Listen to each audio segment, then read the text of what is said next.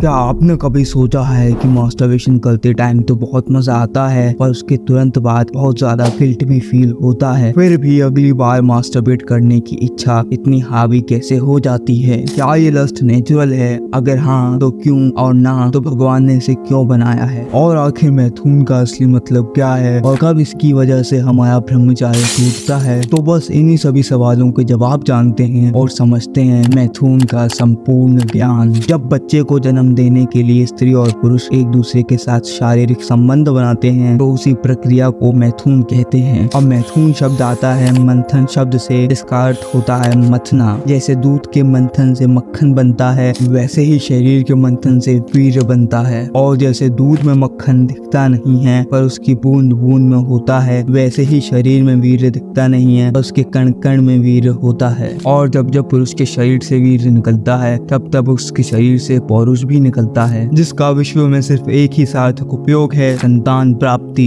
और कोई भी अलग उद्देश्य से किया गया शरीर का मंथन शरीर के अमूल्य प्राण, ऊर्जा, बीज और अमृत का नाश करता है। और यही कारण है कि जब अनावश्यक वीर्यपात होता है तब बहुत ज्यादा गिल्ट फील होता है। पर सत्य ये है कि वीर्यपात से गिल्ट नहीं होता बल्कि वीर्य नाश से होता है। जब संतान प्राप्ति के लिए मैथुन होता है तब स्त्री और पुरुष दोनों को अत्यंत ही आनंद की अनुभूति होती है, क्योंकि यहाँ वीर्य का उपयोग हुआ है, नाश नहीं। परंतु जब हम वीर्य का सार्थक उपयोग ना करके नाश करते हैं तब हमें भारी मात्रा में दुख होता है और यह दुख परमात्मा करवाते हैं। परंतु यदि ऐसा करने से दुख ही मिलना था तो हमें काम वासना यानी लस्ट होती ही क्यों है? क्या काम वासना अननेचुरल है? तो इसका जवाब है हाँ और ना भी। हाँ इसीलिए क्योंकि हमारे डिवाइन स्टेट आत्मा स्वरूप के लिए काम वासना सरल नहीं है। हमारे उस डिवाइन स्टेट में हमें इन काम वासनाओं का शिकार नहीं होना पड़ता। और ना इसीलिए क्योंकि अभी हमने वो डिवाइन स्टेट अचीव नहीं करी है। अभी हम मुक्त नहीं परंतु प्रकृति के 3 गुणों से इस शरीर से बंधे हुए हैं, इसलिए हमें इन शारीरिक वासनाओं को सहन करना पड़ता है। और इसी कारण काम वासना के त्याग मात्र से साधक मुक्ति यानी डिवाइन स्टेट के और भी ज्यादा करीब आ जाता है। अब सवाल आता है कि यदि इससे आकर्षित होना ही नहीं था तो भगवान ने मैथुन बनाया ही क्यों? तो इसका जवाब है हमारी इच्छा पूर्ति के लिए। जी हाँ, हमारी ही इच्छा हुई थी शारीरिक भोग करने की, जो कि हम आध्यात्मिक जगत में कभी नहीं कर सकते।